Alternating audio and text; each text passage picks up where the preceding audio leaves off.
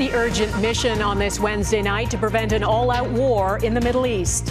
Israel preparing their troops for a ground incursion into Lebanon. We still believe that there is time and space for diplomacy. The Canadians confirmed among the casualties, and the scramble in Lebanon to seek safety.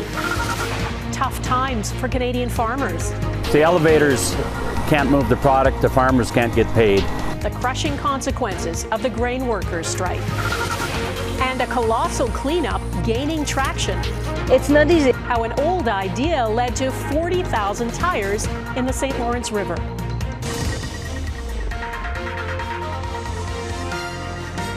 Global National with Donna Friesen. Good evening and thanks for joining us. Israel is sending clear signals. It is prepared to send troops into Lebanon. And there are intense efforts underway at the UN tonight to try to find a diplomatic off-ramp that keeps Israel and Hezbollah from an all-out war. Today, Israel's military chief met troops at the northern border with Lebanon, telling them the intensive airstrikes of the past few days are paving the way for them to go in on the ground and defeat Hezbollah, which has been firing rockets into northern Israel. Since Monday, Israel has bombarded Lebanon with more than 2,000 airstrikes. Another 50 people were killed there today, and the UN says more than 90,000 people have been displaced in the past few days. Some are even heading into Syria, trying to seek safety.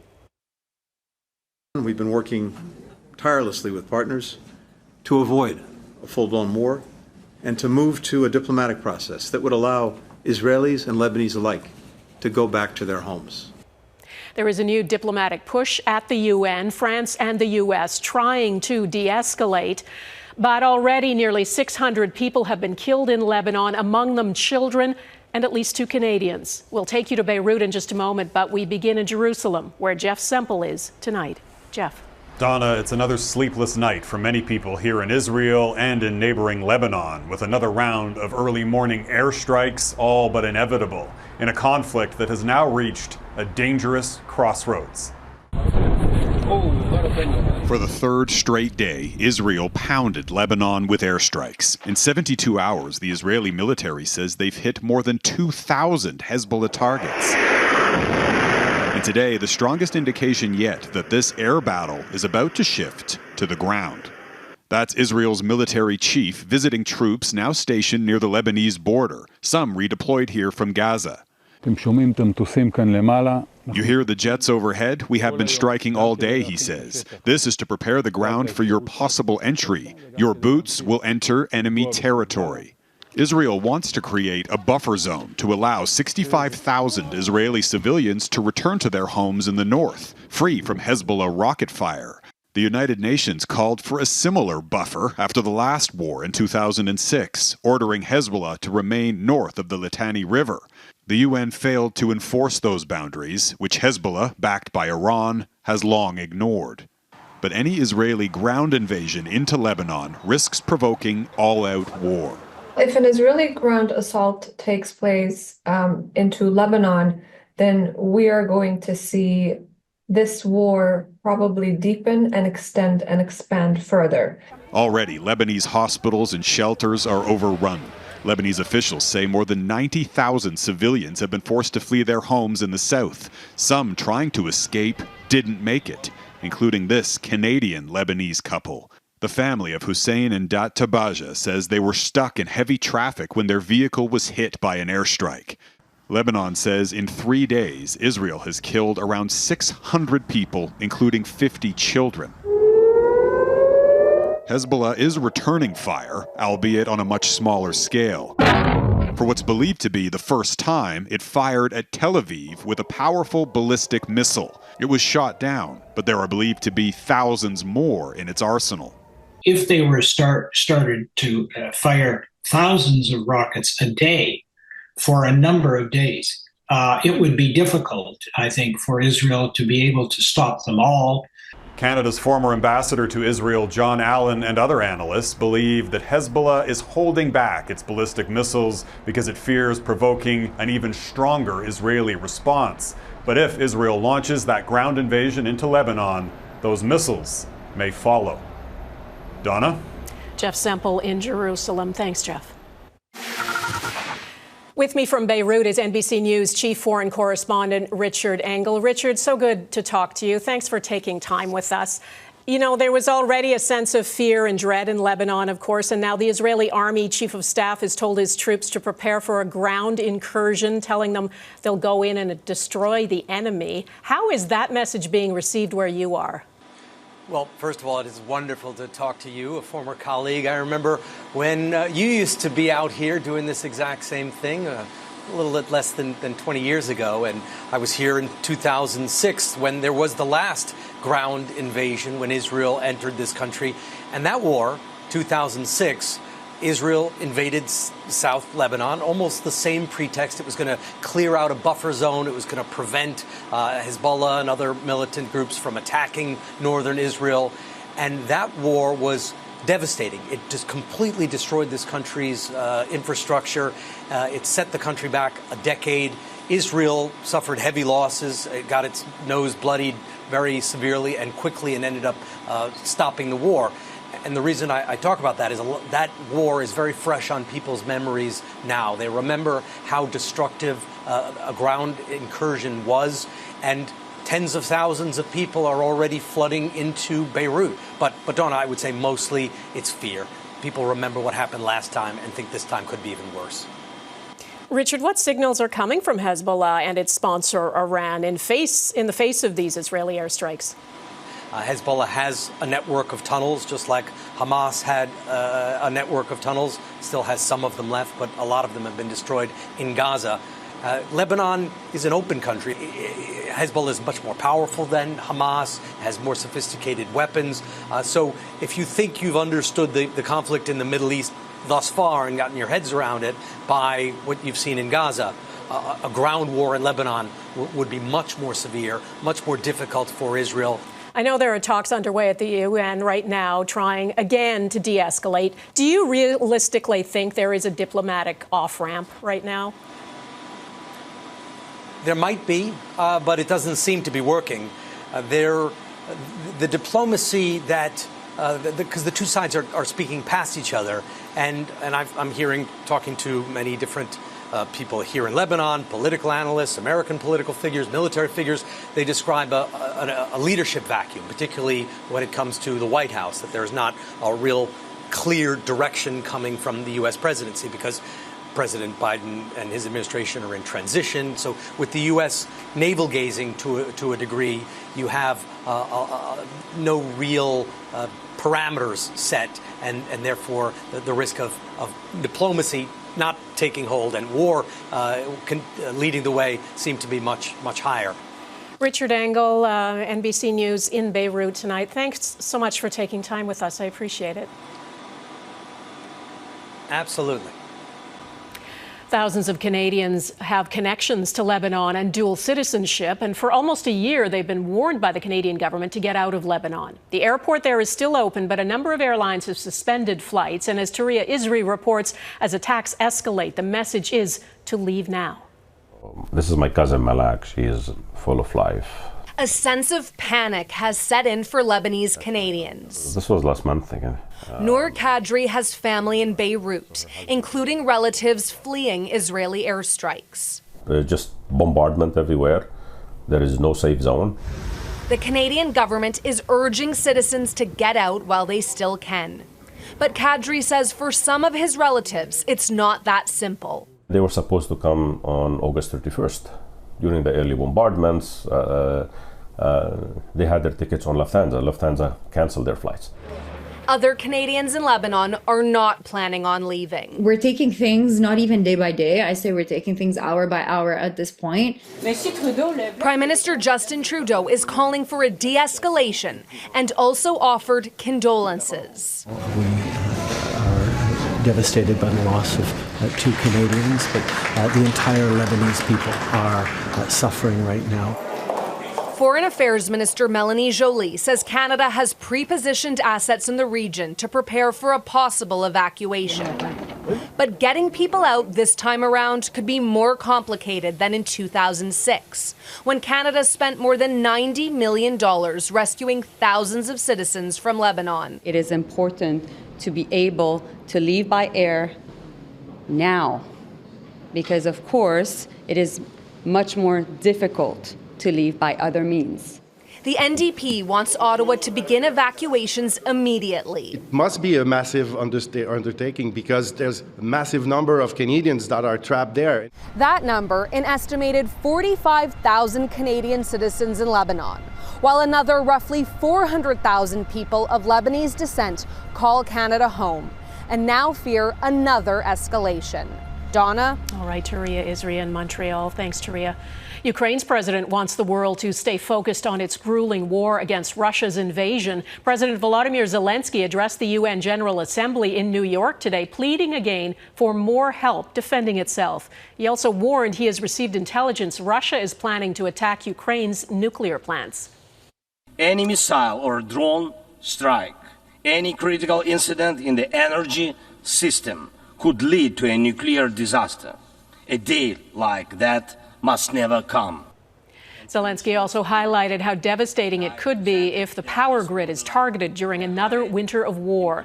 Tomorrow, he will meet U.S. President Joe Biden. Zelensky plans to present a so-called victory plan for ending the conflict. It involves seeking permission for Ukraine to use long-range U.S. missiles to strike targets deep inside Russia.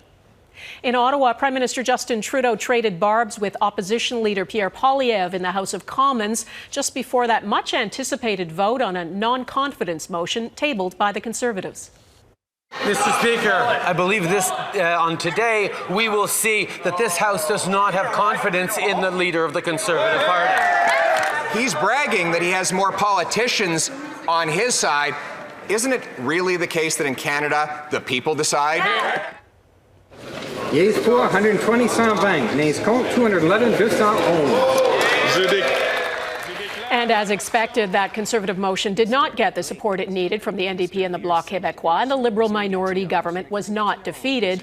But this is not the end of the attempts. Our chief political correspondent, David Aiken, was in the House of Commons watching all this unfold. David, the result not a surprise today, but what are the takeaways here, and what can Canadians expect?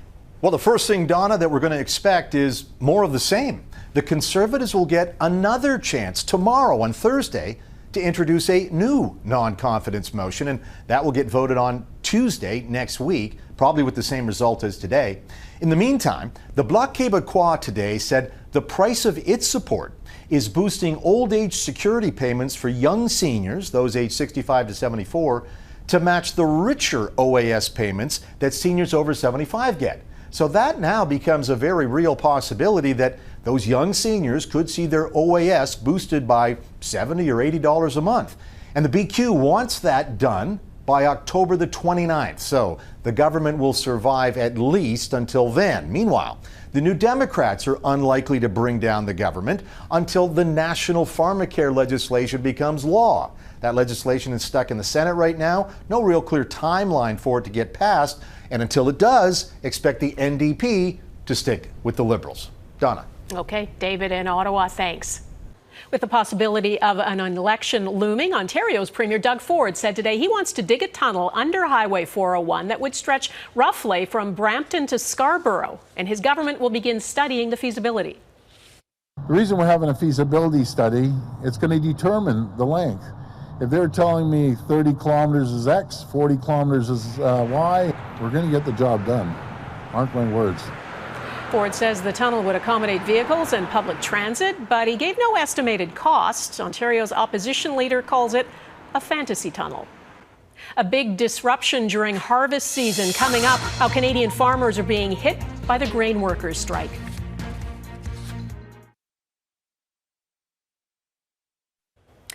It is harvest time, and getting crops to market is critical for Canadian grain growers. If farmers can't ship what they've grown, they face serious cash flow problems and can't pay the bills for all their input costs. Now, with hundreds of unionized workers behind picket lines at the Port of Vancouver, everything is on the line, as Heather Yurex-West reports. Hay, green feed. After a challenging growing season, Alan Jones's livelihood is on the line. It's not good. It's critical infrastructure. Everything's links in a chain. Harvest time in Canada means grain is heading to market. But in Western Canada, exports have been disrupted since workers at 6 Vancouver grain terminals walked off the job Monday. We deliver 100,000 tons of grain that flow through there, which is worth $35 million in exports. Just weeks after a 5-day work stoppage by Canada's 2 largest rail lines cost the sector more than $200 million. Well, the parties are returning to the table today at my request with the support of federal mediators. And obviously, like any collective bargaining situation, we're hoping for a positive outcome. The 6 facilities are operating to a reduced capacity with management staff. According to the Western Grain Elevator Association, inspectors with the Canadian Grain Commission crossed the picket lines with security Tuesday in order to carry out inspections. But operations at the impacted terminals are only at a fraction of what's normal right now. We really need the system to run so everybody can make a living. Especially with potential trouble exporting to China ahead. That country initiating an anti-dumping investigation into Canadian canola exports, retaliation for Canada's tax on Chinese electric vehicles. For grain producers in the West, this strike has come at the worst possible time. Heather Urix, West Global News, Calgary. Missouri execution ahead, why both prosecutors and the victim's family argue this man's life should have been spared.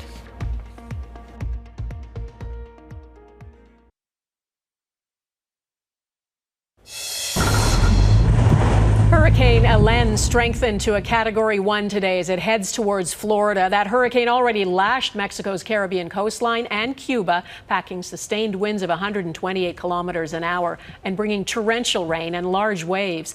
Mandatory evacuations are already in effect in 19 Florida counties where life-threatening storm surges are expected. Helene is expected to make landfall at Big Bend, Florida, late tomorrow. In the U.S., a Missouri man convicted of breaking into a woman's home and repeatedly stabbing her was executed by lethal injection over the objections of the victim's family and even the prosecutor.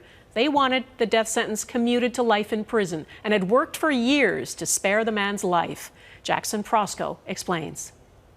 He maintained his innocence until his very last breath. Marcellus Williams was executed by lethal injection Tuesday, despite the objections of prosecutors and the family of the woman he was convicted of murdering. My dad was away from me for 25 years, and then he was murdered here. Williams spent more than 2 decades on Missouri's death row for the 1998 murder of Felicia Gale, who was found stabbed in her St. Louis home. 2 previous executions were called off after questions emerged about the original trial, including DNA tests of the murder weapon, which did not link back to Williams, and bias in jury selection. Please be seated. Which was brought up again during a last-minute state Supreme Court appeal this week. The trial prosecutor in Marcellus Williams' case has admitted under oath that he struck a juror in part because of his race. The shadow of doubt cast over Williams' guilt and his willingness to accept life in prison instead of death were not enough.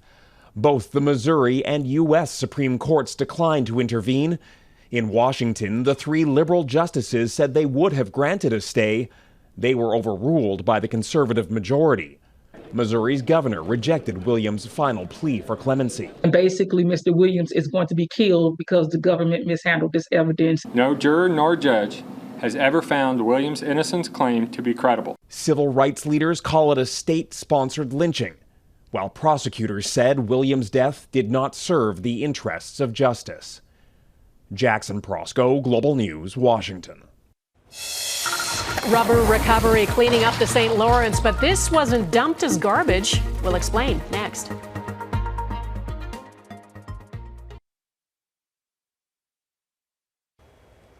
In southwestern Quebec, volunteers are spending much of this week underwater, part of a critical cleanup project. Divers are working off the city of Beauharnois near Montreal, collecting some of the thousands of tires that are out in the St. Lawrence River, put there intentionally. Mike Armstrong takes a deep dive into how those tires got there and the effort to remove them. This is the entire day of yesterday, basically. They are remnants of a bad idea. Old tires that have been in the water just offshore for more than 4 decades. So in 1990, roughly, they wanted to have a bigger marina. Nathalie Lasselin is heading up the project to clean up a mistake. When the local marina expanded, it built a breakwater to cut down on waves. It barely lasted 2 winters, and 40,000 tires sank to the riverbed. Lasselin is trying to clean up as much of what's been left behind as possible. She has 2 teams, each with 2 divers, first finding and then pulling up the tires. It's not easy. Diver Eric Schwartz says he sees nothing underwater. Everything is done by touch, which then leaves the challenge of separating them. Each tire is strapped to 2 others. You take your knife and you, and it takes like 12 to 20 of those, movement. It took Lasselin about a year of planning and getting permits to put the project together. She's an underwater filmmaker who's done dives around the world, but Montreal is home. Lasselin doesn't blame the builders of the botched breakwater as much as the people who, after it broke apart, seemed comfortable just leaving it to leach toxins. Can you clean it at least? Just don't walk away from it. Lasselin put together a team of 20 volunteers, although more have been showing up to help as they hear about it. The goal is to pull up about 1,500 tires and possibly return again next year. Mike Armstrong, Global News, Beauharnois, Quebec. What a task. That is Global National for this Wednesday. I'm Donna Friesen. Tonight's Your Canada is the Northern Lights over Craik, Saskatchewan. Thanks for watching. Neetu Garcha will be at the anchor desk tomorrow, and I will see you again next week. Bye-bye.